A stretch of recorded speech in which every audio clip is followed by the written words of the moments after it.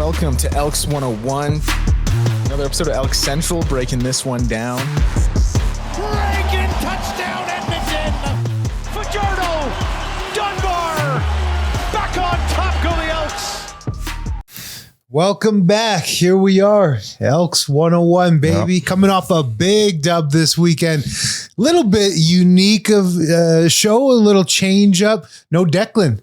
No. We got just us two in the big seats today. How you doing, Rick? I'm good, buddy. Yourself? I'm good, man. I'm good. How was the weekend for you? The weekend was good. You know what? It's been pretty busy out in this city. I feel like everyone's a little more awake these nights now, so it's a little bit nicer. Makes my life a lot easier, that's for sure. Yeah, no doubt. With these nice nights, probably a little bit busier, a little... Way People busier. are lingering a little bit more now. Yeah. So normally the last couple of years at this time, we've been doing hockey playoffs, right? So that's just kind of like automatic, easy home runs. Exactly. So this year we're out a little bit earlier than normal. Might have made us a little bit worried in terms of what we're going to be doing for the next month and a half, because obviously the last couple of months has been super easy, but no, it's been pretty good. It's Saturday's pretty busy. That storm kind of drew people in. Yeah, no doubt. It's nice to have the patio, but yeah, it's going off right now, so we're happy. Man, that's good. Good lineups and stuff. Oh, buddy, it's awesome. Yeah. People rowdy. The bouncers have to get active or not? No, things are a little bit better now. Everyone's a little more calm. You get the one little weird one every now and then, so the guy's got to step up and kind of drop the voice a little bit, a couple octaves or whatever. But for the most part, everyone's okay. That's good, man. That's good. Yeah, and Deck, full disclosure, he's gone. He went to Italy. So that's what we're told. A couple of weeks gone away in Italy. So that'll be pretty sweet. That's a bucket list trip for me. Yeah, you know what? So I'm not a big... if I went to Europe, it wouldn't be to go see the sights. It wouldn't be to see all the old stuff there. I would go to Europe just to eat. True. I want to go eat, I'll be eating absolutely everything. And over there, the food's a lot cleaner than what we have over here in the US. Like even the carbs and the pizza. Exactly. Right. You can fire back. So you have, the people that can't eat wheat and gluten intolerant. They go over there. They're fine. They're good. Yeah. It's even with the milk and stuff, the dairy products, same thing. You look at the people, just the body masses in North America. Clearly, we know it's more obese. Size difference compared to the world. But yet they're eating over there way more carb rich diets, but they're smaller people.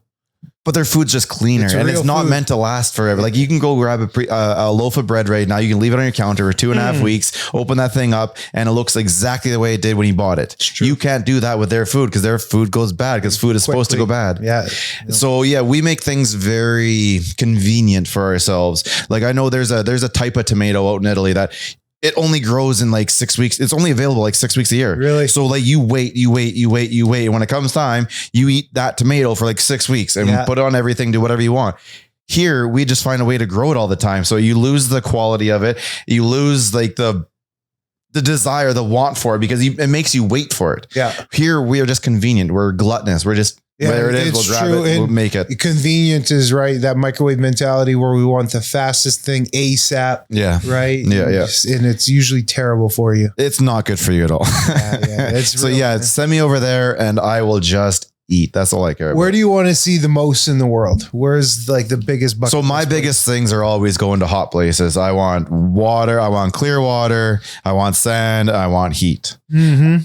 At that point, I'm open. So, especially as we get older, huh? Yeah, man. A lot less. You should go backpacking, man. I don't really want to walk anywhere, but find me a nice little lounger chair or something like that. You need the heat. Exactly. And we're in the cold all the time. Like, I don't want to go to the mountains. I get it. It's cool. But if I go to the mountains, man, hot tub, hot springs. It's a lot of work. I don't want to put on all the layers and go skiing. I kind of grew up playing hockey, so I didn't get to do a lot of that. Yeah. No, man, I want hot, warm beach. I'm with you on that, bro. And all inclusive, that no spending stuff. No, I'm with you. Yeah, I could all inclusive before Airbnb. Oh, easily every time. Now, yeah. You got me thinking about the heat, bro. Like I'm trying to. We're getting close. Yeah, we are. Look outside. Like today is whatever. It's 15 degrees says my watch right now, and it's 10 o'clock in the morning. It's supposed to be what 27 today. Yeah, that's what I'm saying. Finally, man. Really nice Wednesday, and then you know what comes with the heat? Thunderstorm. So it's gonna roll in over the weekend. If we can get a super hot day. Yeah. And then a storm at night. Yeah. What more can you ask for out here? It's like it's going to be hot weather, then big rain probably Wednesday through Monday. And then everything's going to pop. Good. I mean, we need the rain. Welcome so, summer. Yeah, we need the rain, so I'll suck it up. Have you been able to swing them at all? I've been at the range a couple of times. Just it? Yeah, I was going to hit the range again today. I've got a tournament next Friday, Which I think, ones? to play in. I don't know. It's just one of the one through work, and there's a bunch of us doing the exact same thing. Yeah. But you have a couple ones in the Yegg Property Pros. I'll play in theirs the 19th or 21st, something like that. Nice. I remember them asking me before, and I was like, man, that's not like a final time. Like we might be, this might be game 6. Yeah. So things worked out for that tournament, but that's always a fun one for us. Brother, how about Vegas? Wow. Oh man, I'm telling you, dude. Did you see that coming? No, 3-0 right now. No, and I've watched very, very little. I'll be completely honest. I'm not really into it. I kind of take the same mentality as the players. I'll check on the score app every now and again, like I did last night. I was 3-0. That's interesting. And go back with 3-2. Crazy. Oh, fucking 4-3 for whatever the hell. Whatever. I'll move on. I'm watching the men's world championship right now. Anything besides hockey. Yeah. Even basketball has been really exciting. This Vegas saga, though, it's wild with the Bruce Cassidy and not letting him be able to speak to other organizations and just, the bad karma that they're putting out upon themselves, but yet they're continuing to have success, kind of defying the hockey so gods. Annoying, man. It's Up so annoying. 3-0 against Colorado. Yeah. And then it's funny, though. Everybody will say, hey, listen, Colorado's hurt. Makar is hurt. McKinnon's hurt. Everybody, though. But then you turn around like, well, where's that same type of reasoning for the Oil? Yeah, it's true. Connor, the broken whatever he had. And then, you go through a bunch of those guys. Listen, at the end of the day, the NHL playoffs are a war. And to get through it, it honestly can sometimes just be the luckiest team. And by that, I mean the healthiest. No doubt. And then you just make the most of your chances. It's the truth. Well, let's not bury the lead, man. Elks open up their preseason in Victoria, BC. What a success it was. Not just because of the outcome. You love seeing the outcome. It was a dub 34-16, but how they got there was the thing that I really want to bust down. 16 points allowed. So their defense really played secure. BC didn't really dress much of a roster. What I want to talk about, Rick, is the offense. Perfect. And how the offense produced from the top down. It wasn't just the big dogs, big names, one individual. The entire offense, the depth guys, they all produced. And with Coach Maximic, the offensive coordinator, it begins with him. Actually had him on Sports 1440 this morning and interviewed him. And it's so impressed, Rick. Cody Fajardo comes out. He went 2 of 6. Yeah. Nothing to write home. Is that something to worry about? No, absolutely not. Absolutely not. You put nothing into that. All right. At least speaking for myself. I mean, you come from the game, right? So you have that experience there. If it was a bad game or if it was something like that you should be worried about, I'm sure you've been in times where after that game, the room's a little tense. But seeing him go, he didn't complete a pass, I don't think, right? Yeah, 2 of 6. 2 of 6? 26 yards. All right. So nothing. It was nothing. It was the worst quarterback performance on the day. Yeah. And it comes from your starter. So something that you might want to scratch your head at. But again, that's nothing to me. It's a total nothing burger.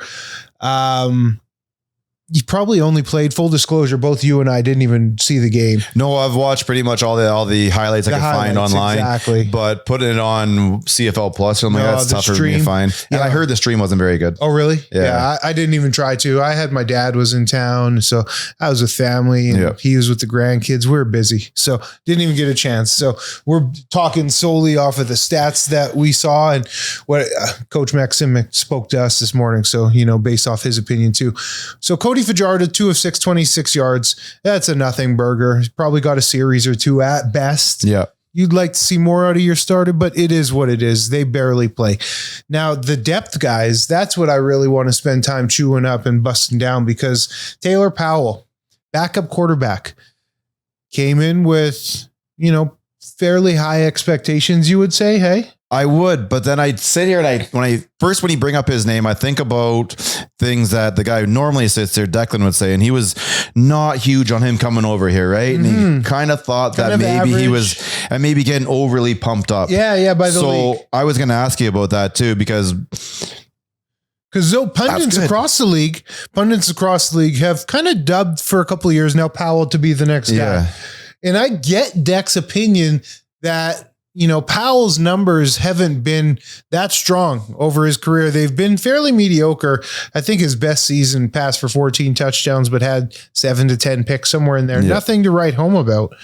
So I do understand why there's some cause for concern in terms of, proclaiming him to be the next guy for the CFL. But then also Deck had eyes on him in camp. Yep. And said that, his camp was average. It wasn't amazing. There was some periods where you couldn't even hit a barn with his football. So yeah, I understand. But then you see the numbers, man, 13 of 14, 160, 1 touchdown, 1 pick. You like to scratch that turnover, but 13 of 14, that is extremely impressive efficiency, Rick. Yeah. So you know what? Would you not say that this means more than what they've seen in camp previous so far? 100%. Right. Because that's live reps. Exactly. Right. And I don't want to I won't get ahead of ourselves here, but 13 of 14. That's big. That's sick, bro. Yeah. That's extremely efficient. And that's with, I think it was 3/5 of backups for your offensive line. And then, because I think the 2 big guards were there. So that's why it's so impressive in that we're going to spend essentially the whole podcast talking about the offense and, giving them their flowers, because to do that with those depth guys, yep, that's a testament to the pieces that they have here. 13 of 14, Rick. There's no deny. That is something. That's 14 passes. I mean, the one is a pick. Don't know how that one went, but 160, you're averaging 11.4 yards. That's a first down every pass. Yeah, you're perfect except for the 1 incomplete or 1 interception. Yeah. So what's even cooler about that, you mentioned you're doing that with depth O-linemen, usually probably some depth receivers at that point. Okay, so Taylor Powell had a really good outing. Go down the list. Zach Zabrowski, 3 of 3 for 83 yards and a touchdown. So it's not just Taylor Powell who went off. Okay, now the third QB who's in went off. 3 of 3 for 83, and Zach Zabrowski's a good athlete. I'm excited to see him. So to have him show up now, okay, we got some ballers. Okay, let's go down the list one more time. Cole Snyder, 5 of 7 for 74 yards and a touchdown, which is great output. So that's 4 quarterbacks who have seen the field. Yep. Cody Fajardo, by far the worst. That's fine. That's nothing. These guys, these depth guys, not only is it a testament to showing that they can ball, but they're accepting and taking the coaching. Maximic is clearly in his bag right now with play calling. And yes, we know it's not against BC's aces. Yeah. BC didn't really dress much of a roster, but for Edmonton's depth guys to come out and have this type of offensive output, it has to leave you very, very encouraged and exciting. Would you disagree? No, 100%, man. Like I said, offense is going to be probably the make or break of this team this year in terms of taking that next elite step, right? Because I think everything is, if they're just average, I think this team is bottom level, playoff level. But if they are good, now you're talking first and second in the division, right? So I think that's a massive step. What you saw the other day, based on just the stat chart sheet right here, has a lot to be excited about. I understand it was the backups and whatnot, but it was the backups versus the backups. You have to win every time you're out there, regardless of who you're playing against, right? So as long as you win, that's all that matters. We'll see what happens going forward on 4 days from now against Calgary. Mm-hmm. But I think for game 1 of the preseason, out of your quarterbacks, this is what you want to see. Absolutely. And again, I just want to spend some time talking about Maximic because, we just recently on the pod were very vocally wondering, is this going to be a dink and dunk offense? Mm-hmm. What type of production are we going to get? No, this offense has the capability to open it up and to see everybody with numbers the way they put up the numbers. Oh man, it's so impressive. And I'm so impressed just from a defensive player watching this, because in preseason, you don't expect any type of offensive output really. Yeah. If a guy pops for, goes 10 to 15, oh man, that's a good game. To see not only one guy, but 2 guys, but 3 guys do this and have that type of efficiency, all pass for really good passing yardage, and then each of them have a touchdown, Rick. Yeah. That's really impressive stuff, man. All their averages are above 10 yards. That's a first down. That's not a dink and dunk offense. And the thing that really catches my eye is that Snyder was here last year, right? Zabrowski was not. He came late, I think. I forget exactly. Not enough time to get a good feel. No. We're coming into this year we're coming into this year going, the OC has been with the quarterback for a year and a bit. Now they're going to start to gel, right? But you're looking at two quarterbacks who were not here last year, who are walking in and are successful with his book the way it is, how quickly they're learning it. That is a big step for him as well then. And being the competitor that he is, I'm going to speak for Cody Fajardo, seeing that you only went 2 of 6 for 26 yards and seeing all these backups come out and sling the pill the way they did, he's going to have to up his game. So it's that upwards pressure, right? That's perfect. And that's a healthy organization. Yeah, I could see his competitive juices flowing. Oh, yeah. Next game. He's going to want to be like, I know it's a game before the game, but I saw what the guys behind me who want my job are doing. I need to really step up here because let's face it, I'm pretty cemented in the spot, but it's not for that long. Nobody's safe. But it's not that long. We talk about this all the time in pro ball. Nobody's safe. And usually your quarterback would be. Yeah. This is not a situation where you're going to be overly having him no matter what. Keep playing. Especially the coaching staff saw what Taylor Powell did. Yeah. The coaching staff knows this guy can sling it within this offensive scheme.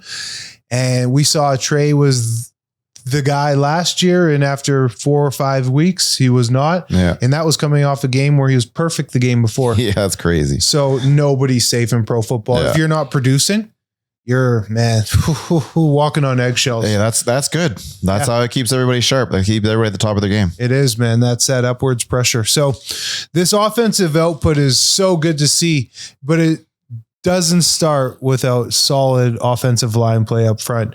And I firmly believe with the additions on the offensive line is a big reason Coach Maxim's able to call the plays he's calling, to set up the offensive scheme that he's setting up, because the O-line not only is creating the space in the run game to be able to turn into play action and whatnot, but then giving the quarterbacks the time to go out and sling it the way they did. Yeah. And these, like I said, some of these guys are new quarterbacks, and you've got your backup receivers out there. So therefore they don't have that gelling yet. Right. So to give them time to find it in live games is massive going forward, I think. Yeah, it's the truth. And that you don't get to see the stats, and it's unless you're really watching it For linemen. Yeah. I was scrolling up here and I was thinking the same thing. Yeah. There's nothing really to look at for them. And unless you're really watching it, which it's challenging to do with the preseason on, unless you're streaming it, it's hard to really get a true feel.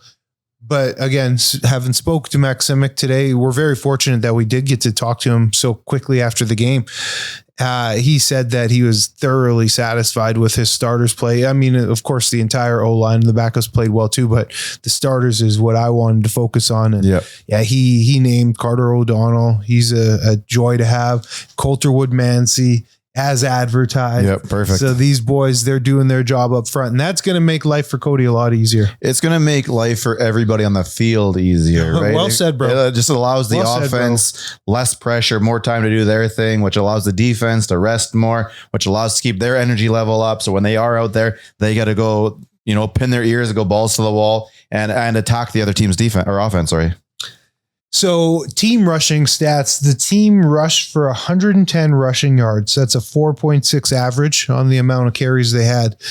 Passing stats, they passed for 343. So they had over 450 total yards of team offense. And again, that's not just one guy who's chunking up a bunch of yardage. No, that is consistent throughout the entire roster.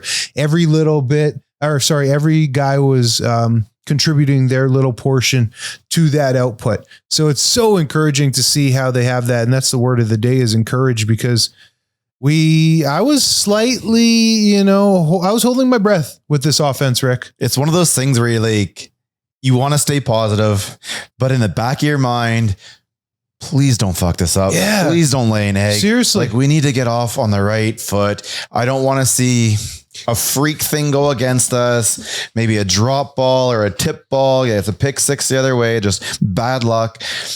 Let's just get through this clean. Mm-hmm. They got through it clean, and they got through it well.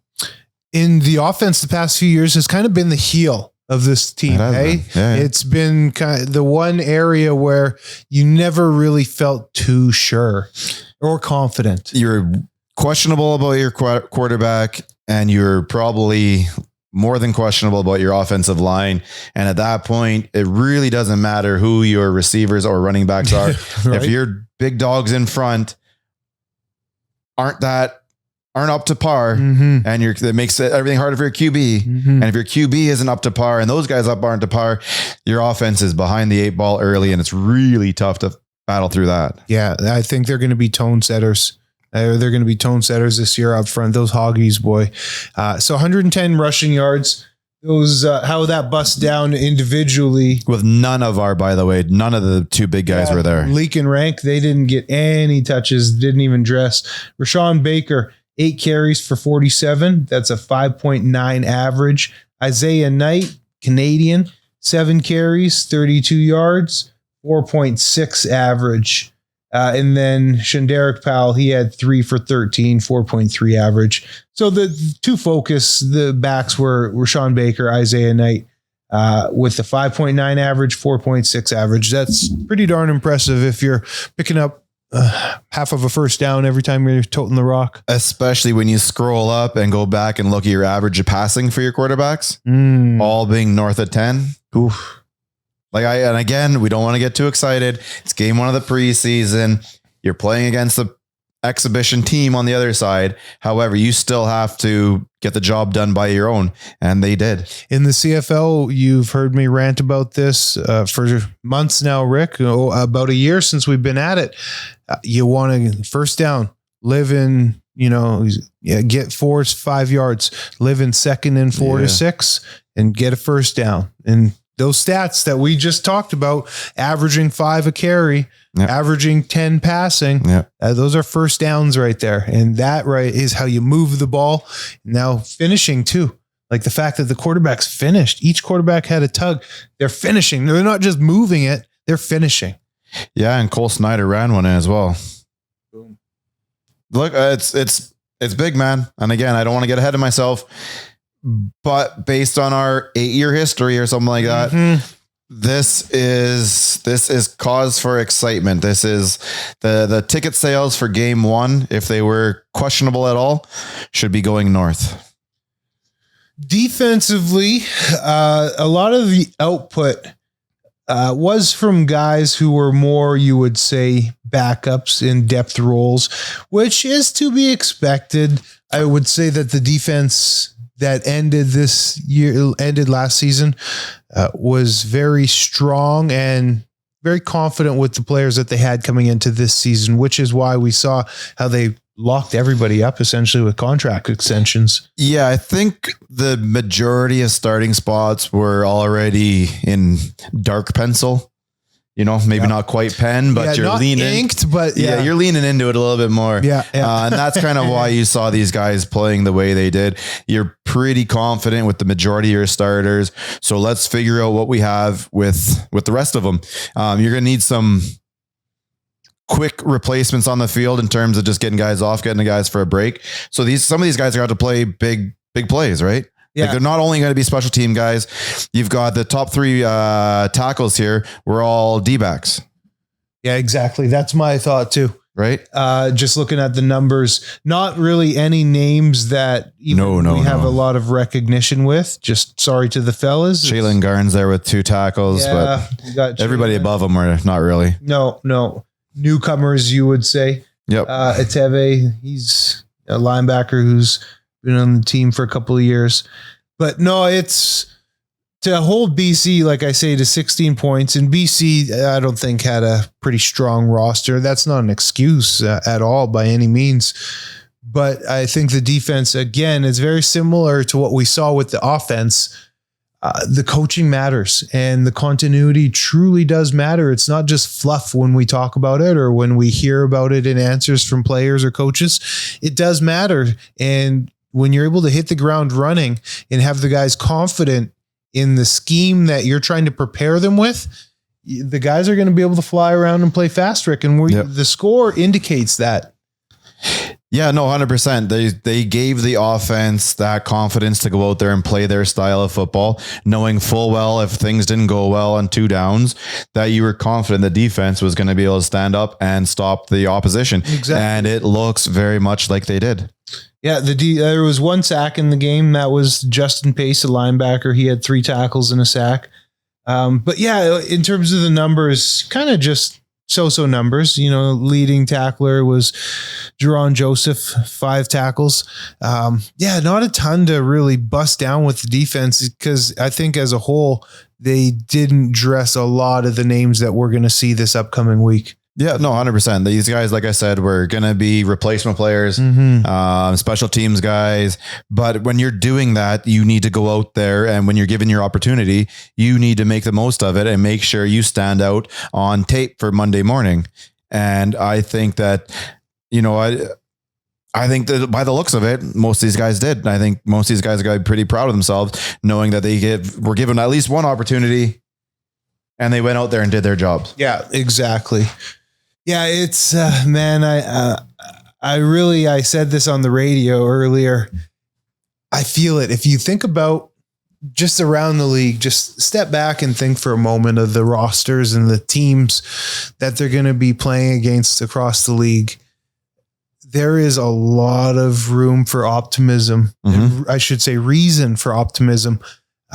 This train is going to get moving, Rick, and you better get on board. I'm not saying they're going to be a Winnipeg where they're going to just all of a sudden go to 5 straight Grey Cups, but this team is going to become one of the more dominant franchises for the next few years to come. I truly believe, Rick. I agree with you. And I think you always said that your guys' team, the last team to win a Grey Cup for the organization back in 2015, they were very close, right? And I think you got to see that in these guys. I think they're a close-knit group, especially a lot of these guys coming back on defense. They're all hungry. They all want to be better than they were the first third of last year. They all feel like there's something to prove. And when you get that gives you that extra dynamic that some teams just don't have. It really does. This is this extra hunger that some teams aren't lucky enough to have. And I think that's going to propel us forward. And knowing this was our first game of the preseason, which doesn't really mean a lot. They came out and did their thing. I feel a lot more confident about game 1 against Ottawa now, knowing this is what they did in the first game of the preseason, when that one doesn't really mean much. Exactly. Came out with that chip on their shoulder, knowing that there was a job, a task at hand. And that task was more than just about winning. Why they had to win was to get people on board. It's more about between the ears for them and our fan base. Our fan base, Rick. Yeah. More importantly than them, honestly, I believe it's to secure some more of that trust. They're slowly buying that trust in a performance like that, preseason or not. You are buying, and especially when you see the offensive numbers, you are really buying that trust back from the people. 100%. We watch this a little bit more in depth than the average fan does, I think. So you can go out there and watch a 17-11 loss, and we can come out of it going, you know what? Based on the last 5-6 years, there actually is improvement here. Look at these things. But the overall fan is like, it's a loss, man. We've had a bunch of them before. Don't want any more of them. Don't want one of those, is good for morale type of losses. Exactly. Let's get rid of that. And I think that's kind of like I'll bring it up. Did not one president say winning isn't everything, or something along those lines? Am I paraphrasing that correctly? As I quote, pro football is more than just about winning. Well, I'll tell you this right now. Go tell the people that are paying for the tickets. Go tell the people that are paying for the gear, paying for the food, that are keeping the doors open, that pay your fucking salary. They don't agree with you. Only about winning. Yes. It's all it's about. 100%. Everything else comes after you win. And when you look into who's in charge of this, and you start at the top and you work your way down and you go, you're a winner, you're a winner, you're a winner, you're a winner. Yeah. And if you're not the same around them, they'll toss you out, man. And that's what we need. It's the truth, man. So I'm out at Fan Day in Spruce Grove last Monday, a week ago.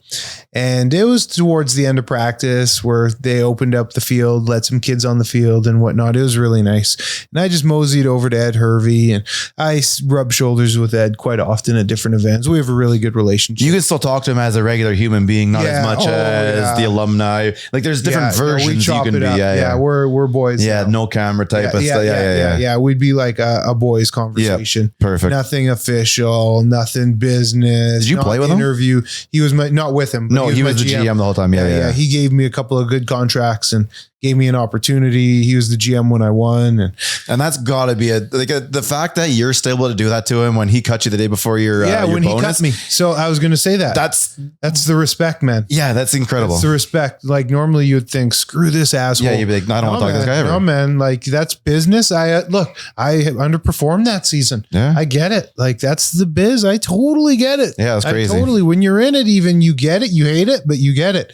And it's no hard feelings. Yeah, no, you understand. All love in the way he went about it too. Some guys will cut you or they'll just ghost you. Whereas some guys will do business properly. They'll call you. They'll tell you why it's happening. Like a man. Yeah. Like a man. And that's how not Ed easy, but that's himself. the way it's supposed to be. That's right, man. That's right. And that's why here I am and I respect the crap out of him. So I mosey on over to him at Fan Day and I just said, yeah, man, Ed, like we've interviewed 10 to 15 players this offseason. We always have continuously heard the chatter from Killam and from other people, Chris Morris within the organization, about like how we're getting good people and getting the right people in place. And how many times have I said it to the guys we've interviewed, Rick? Man, you got a good head on your shoulder. Hey, yeah. You can just feel like they're getting good dudes, not arrogant pricks. Nope. Because sometimes the arrogant pricks are the best athletes. They can be. You know what I'm saying? Yeah. Like usually they're not usually, but they're arrogant for a reason. Exactly. And they're the one of one type caliber athletes. Yeah. But you are seeing how it's unfolding, just the way they treated people at Fan Day, the players. Like they were so open with the kids. They were so positive with the kids. The energy that they had for each other. You can tell these guys really do love each other. They do. Like, I mean that. You can tell I they agree with you, man. really like each other. Even when we won in 15, we had a good locker room, but there was still like some guys, and I'm not going to name names, but there was some individuals that were like, all right, bro. You know what I mean? I don't think that's the case with this team at all. I truly don't. And I'll get off the soapbox soon, but I said that to Ed. I'm like, man, like you can really feel like all this talk that you said, it's not fluff. This is real, what you're doing here, what you're building. And he's always dead serious, Ed Hervey. You know, he's always straight shooting. He's like, man, I back up what I say. Yeah. Like essentially is the Cole's notes of it. I wouldn't be doing and saying all this stuff and not following it up with the actions. And the actions are absolutely following what the path that Chris and Ed have laid down. Yep. And the success now we're seeing it follow it, man. And an outcome like this, 34-16, forget that it's preseason. That's exactly how it should be done, Rick. Yep. No, I agree. And offensively, let's talk about the meat and potatoes of the game again. That's a perfect football game. If you think about how a football game should go, special teams, yeah, they contributed. We'll talk about that in a minute. But offense, you're never perfect, but 450 yards, 34 points. What more do you want? You have a touchdown every quarter. What more do you want? Defense held them to under 20. What more do you want? That is the perfect production on offense and the perfect production on defense. It really is. It looks like to me, unless that was a 2-pointer in the fourth quarter, if there was 2 field goals, which I think it was, they only had up 1 touchdown. So it's 1 touchdown and 3 field goals that you're giving up, and you scored a touchdown in every quarter. Yeah, that's as good as it could be. Your defense did its job. Offense did its job. Special teams did its job. If you can get that more often than not this season, it's going to be nice, Rick. I agree with that. I've got a question for you, though. I starting to see some names on our receivers that are popping up that may not have been big names a week ago. We can't bury that lead either. Carter Kettle, boy. I was going to go Kettle, and then another guy I want to talk about because he is coming from, where did he play last year? Is this the Jacksonville? Yeah, Josh Cephas. Okay, yeah. 5 for 36. Yep. And I believe, doesn't say here, but anyways, yeah, he's coming in here. really wasn't going to be a large name to start camp, but seems to be making a bit of a name for himself, at least on the stat sheet here. How many receivers, because we have a whole ton in the camp, how many receivers do you keep on your starting roster? And then how many are on practice roster? Like how many are you keeping in total? In total, oh man, on the game day roster, 7, 8 max. So you got about 8 receivers on game day roster. Special teams, and then maybe you'll keep another 2 around. One might be on practice roster, might be able to hide one on in the injured list. Yeah. You know, so at best, I'd say 11-ish, maybe at best. That's still a big amount. And that'd be a lot. That gives, I like hearing that, because that means a guy like Cephas will most likely be starting the season on the team. And when these guys come out of the NFL, I really get curious as to what they can do, because I'm fairly certain he had an injury that took some neck surgery and that he was had some issues with. And because it's the other guy who played for the Packers. So yeah, I'm pretty sure he played for the Jags. And I'm just really curious to see what a guy like that who's not overly negative about getting kicked out of the NFL, who's coming up here, with a drive and a positive attitude and wants to be out there. And I get to meet some of these guys a little bit differently than the average person, just because of my regular job. Shoulders. And this is one of the guys that really stood out to me after whatever the couple weeks ago. In a good way stood out. 100%. So I'm really looking for I tend to cheer for some of these guys that are questionable, because I do get to meet them in the weird sense. So this is one guy that I'll be watching very closely going forward. Yeah. The receivers too. Nobody popped off per se that went for like 100+ yards, but there was just a lot of consistent production led by the local product, Carter Kettle, baby. And he had a 58-yarder. And that's popping off. Yeah. Touchdown in his first pro game, 58-yard reception, bomb. He did a lot of the legwork himself too. He caught that pass and he had to finish it off. 2 receptions, 65 yards, 1 touchdown. Austin Mack, as advertised, 3 receptions, 59 yards, 1 touchdown. Calhoun, 2 receptions, 48 yards with a big one. He had a 41-yarder touchdown. So there's massive production again from many different guys. And then we can go down the list. There's, a couple of guys with 30s, a couple of guys with the 20s. So a lot of people were out there eating. Dex boy Joe Robustelli, 1 for 14. Those are first downs. Last I checked, it's 10 yards for a first. So if you're going, and that's kind of what we talked about Robustelli's game. I could totally see his stat line week in, week out being 5 to 6 receptions for 70 yards, 75 yards.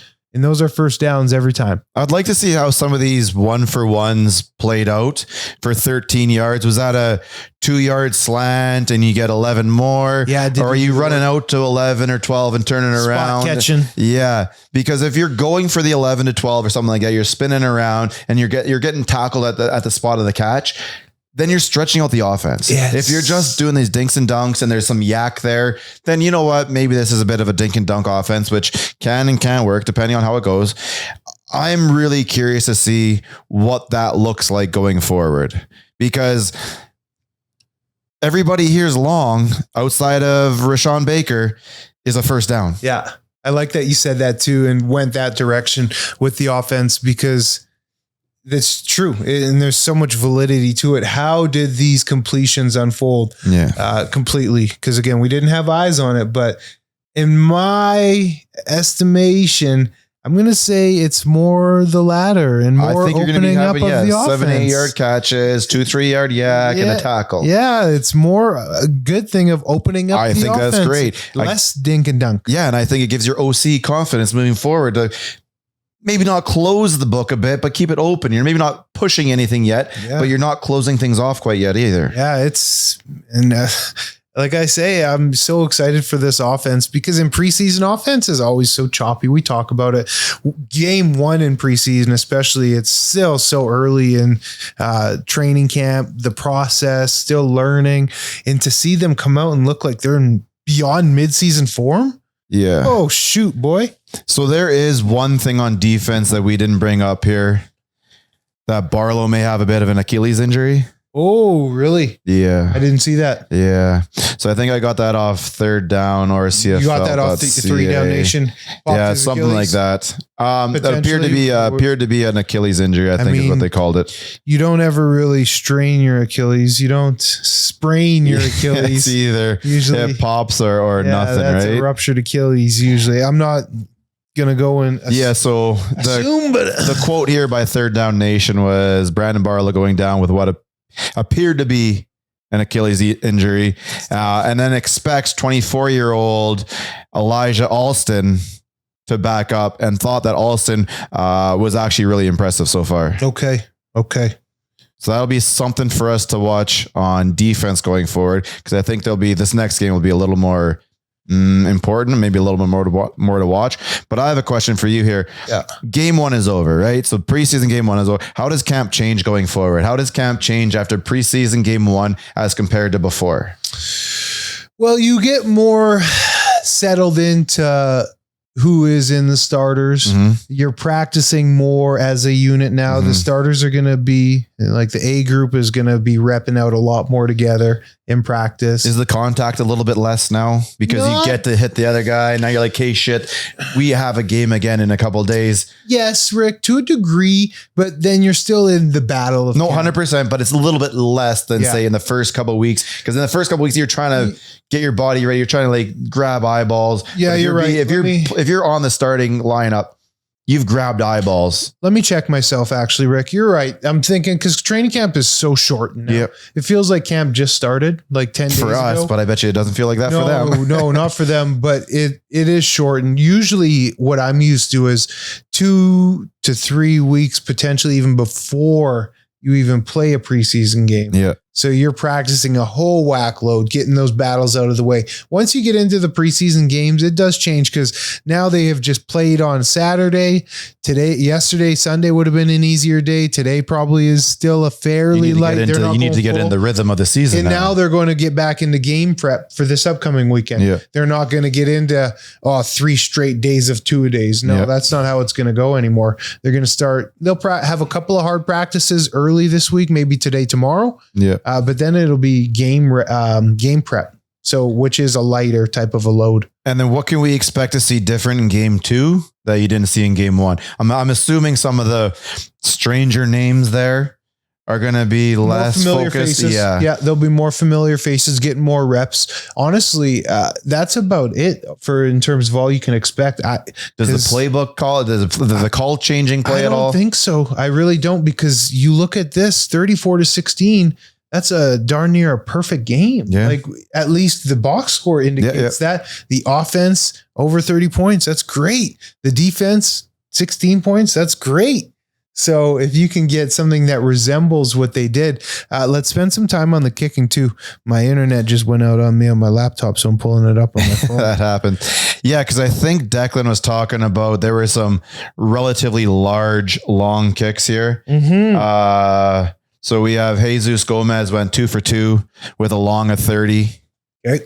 4 extra points. So that's obviously pretty good. Yep. And then you break into Jake Julian here, 3 kicks, 56 average, with his long being 68. Nice.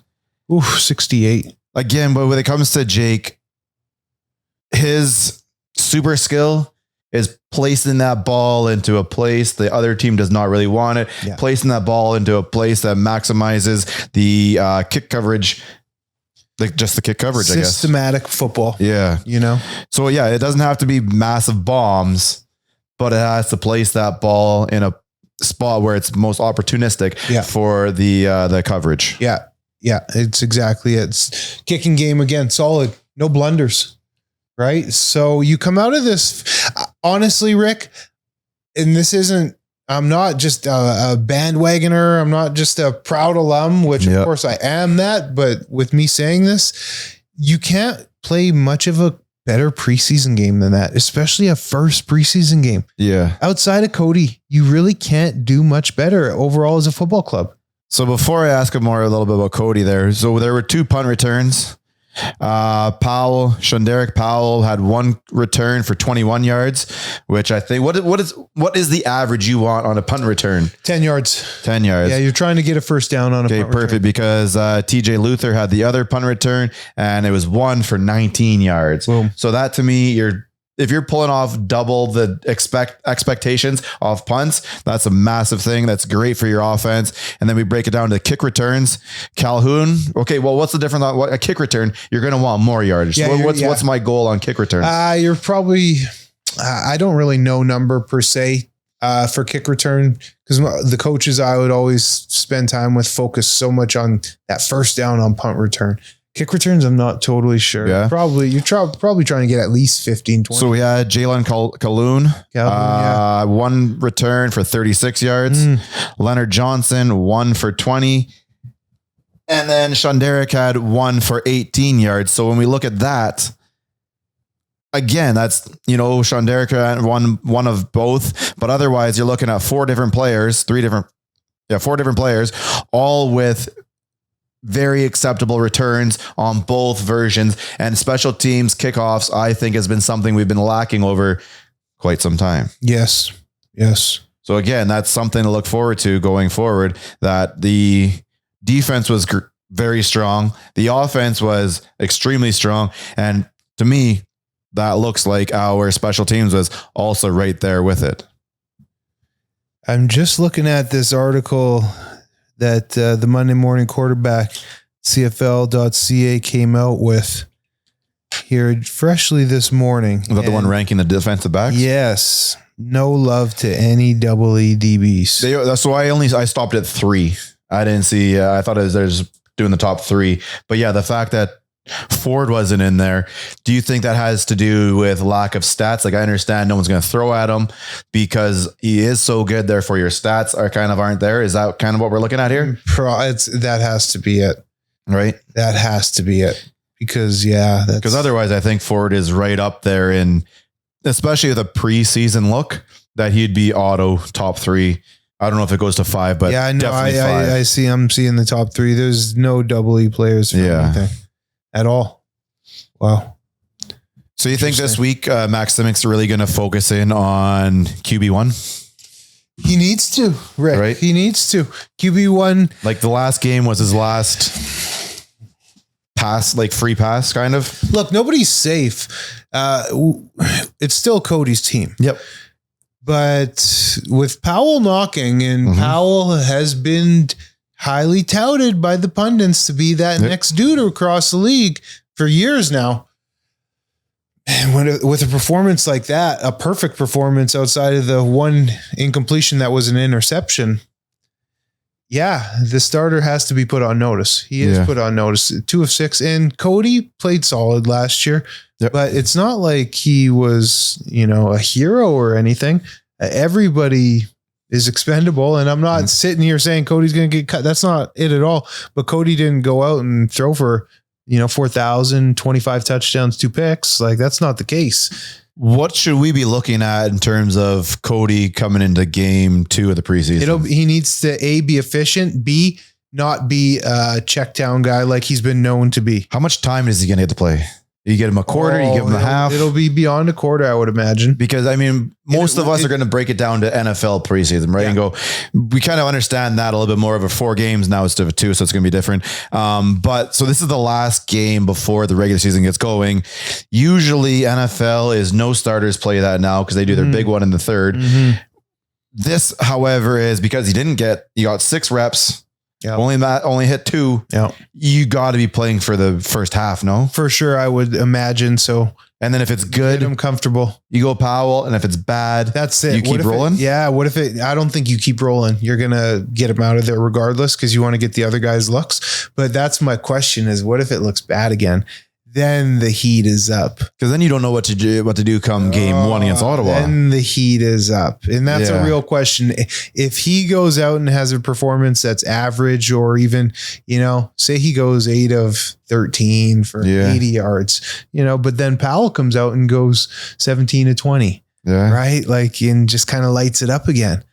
So this is something. Now we're talking, Rick. Yeah, this is something that they're probably not talking about in the room. in front of everybody, but this is definitely something that's being mentioned about in the coaches only area. Management's talking about it.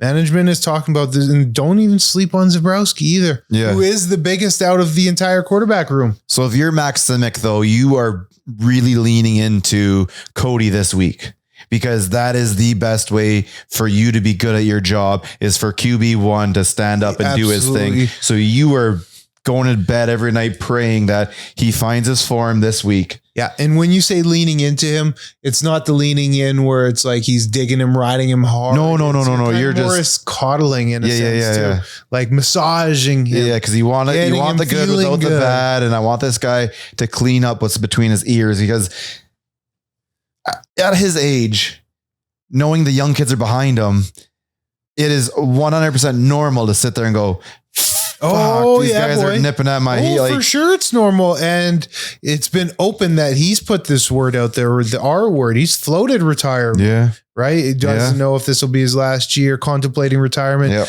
Oh, Rick. Yes, man. So this is a really big week of practice for him more than anybody else with this helmet on. It's the truth. And he proved it more than anyone last year that, hey, that contract to the QB1, it don't matter. It can be replaced. Because Cody came in and replaced Trey, who was playing for just a few. Cody's now making a few bucks more than what Trey got benched for. What do you think Cody can do this week to help him find his game? To find that game that we need him to have. Like, I don't need him to be week 17 good, but I need him to be week 1 good. I think what'll help is having Rank back. Yeah. Because Rank didn't play. Right. So get your horse, get all the true aces in their spots. Yeah. So just having everybody, I think that will help. But I'm curious to see how it's going to play out. Is he bringing the big fellas out for a nice burger lunch where he's like, hey guys, without telling anybody, I need you 5 fucking guys in front of me. Here's lunch. It's on me. Whatever we got to do.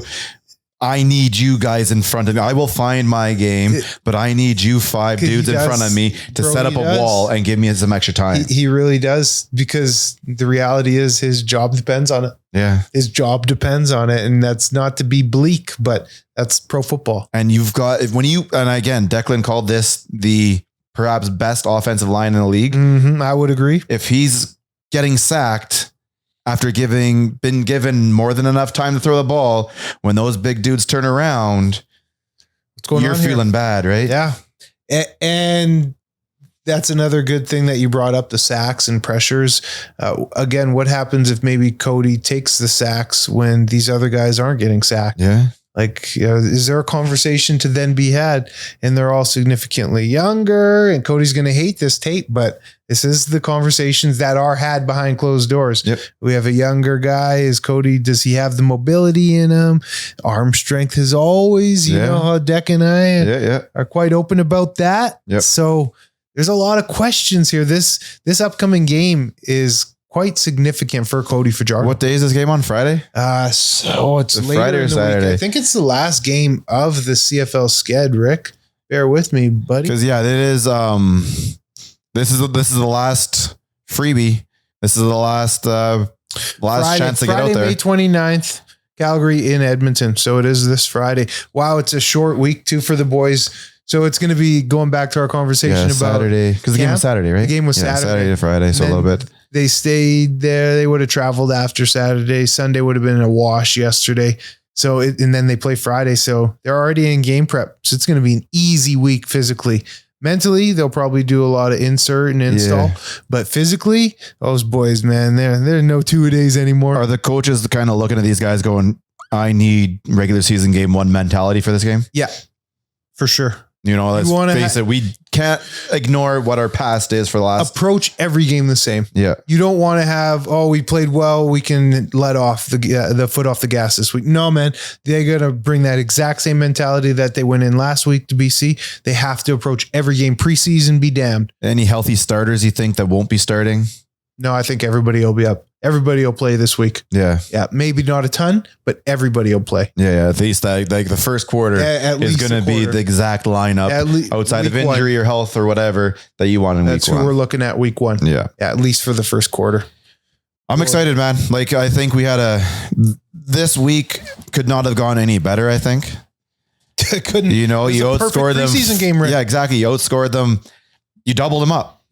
And BC is probably a team that most people are looking at, penciling them at first or second, No right? doubt. And Rourke didn't play. No, that's they didn't fine. play their guys. But when you look at the numbers, we didn't see the defense. So there might be missed tackles there and stuff. But when you look at the overall box score and then individual stats, it's as good as a football game that you could ever put together, minus the incompletion or the interception.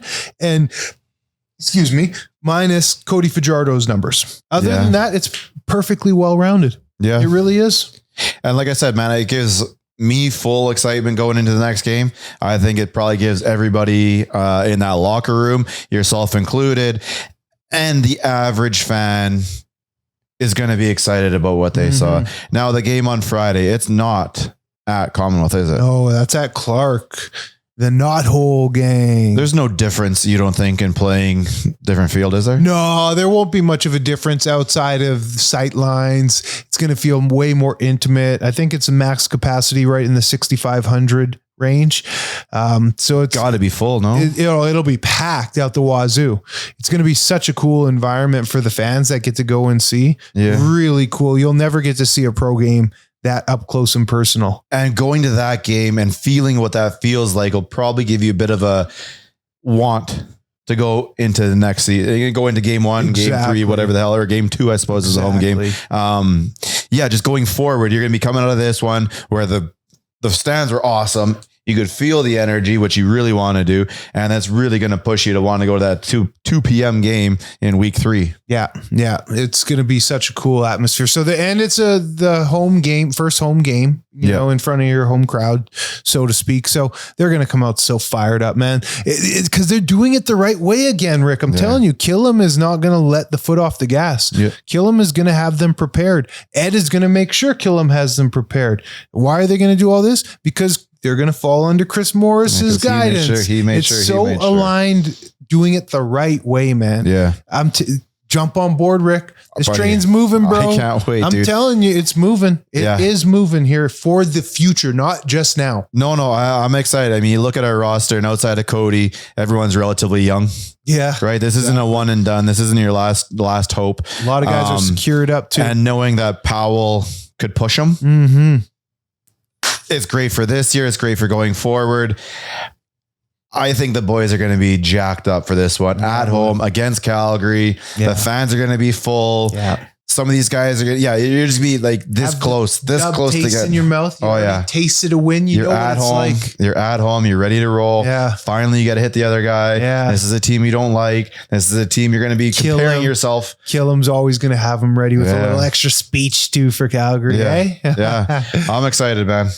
So a lot of good conversation. This hour flew by. This was a fun one. We don't need no Deck. I'm just kidding. Yeah. Edit that out. We love you, Deck. We love you, Deck. You got a rant for us here, Ricky? You know what? This one's gonna ruffle some feathers, I think. I love it. I have so I'm a big sports fan. In every league, I have my team, and I'm 100% with, and I have an issue with bandwagon riders. Jumpers. Okay. And I get it. Your team is out. When your team is out, you're out. There's no participation ribbons here. You don't get to go put on a different jersey. You can't jump onto someone else's bandwagon. Okay.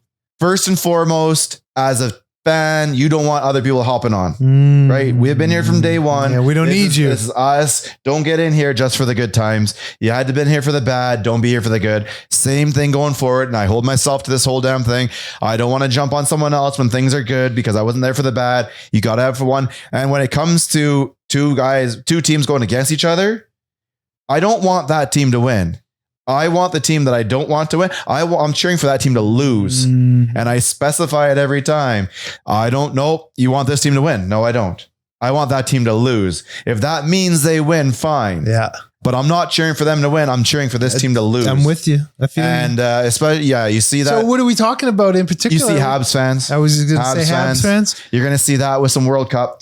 So you're not clearly you don't get behind the notion of so the Oilers are out now. Canada, No. Let's get behind Montreal. No, and it's funny because people like to bring that up. So then I go directly to Champions League in soccer, right? You've got all these English teams there, and I'll just use England for an example. Liverpool's in the Champions League. Now they're out. Are their fans going, I want Man United, I want Arsenal, I want City to win keep it here in England? No. So this keep the cup here in Canada is not a thing. I don't know where it's made up from. The majority of the players on every team are Canadian.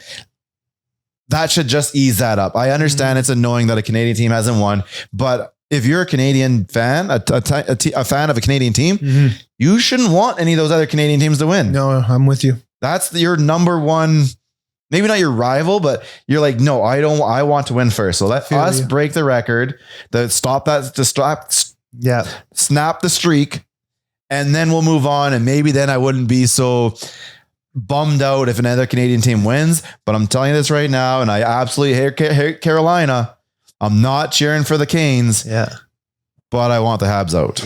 Yeah, I get it. And then it also, you can, like you said, gives you ground to stand on and say, get out of here, you pansy. Don't come and be our fan. And I don't want to cheer for, I'm not taking any excitement out of a team that I wasn't there the whole go. Yeah. That's just not me. That's not the way it should go. And I know, don't tell me how to fan, but this is how you fan properly. You cheer for your team and then you cheer against your rivals. You take it. And your losses, you let them sit and it makes the wins even better. Exactly. The good and the bad, you take it. Yeah. I'm with you on that. I know a lot of people aren't going to agree with it. That's a good one. But we're going to roll with that one because I feel it so much right now. Yeah. I get it. I feel good for Montreal, but I'm not over here cheering for them. And that's okay. Montreal. You can feel good for them. I feel good for them. Yeah. But the important part of that sentence was for them. Yeah. I'm not taking any joy on myself. I'm not there. No, I could care less. If you want Carolina to lose, cheer for Carolina to lose. You're not necessarily cheering for Montreal. I'm not investing any time watching. Put it that way. That's for Exactly.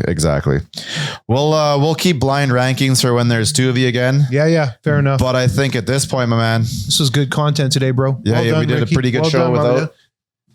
So we'll call this a show now. We'll invite everybody back for Friday morning. I don't know exactly what we'll get into there, but I'm sure there'll be some talk about the upcoming game. I'm assuming there's going to be some cuts coming up this week. I want to say, any chance you want to go Saturday?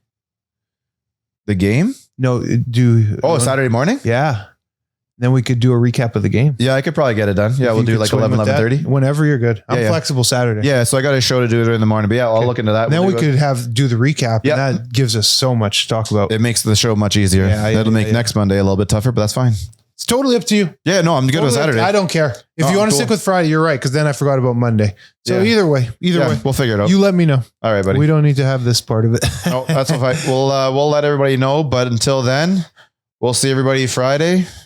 Back on Monday, and then we'll be getting into the regular season. So this Friday's a show. Next Friday won't be a show. It'll most likely be the Saturday, which is the day after game 1. Yeah, the 6th or something like that. But go time, man. Here we are. Till then, let's go Double E.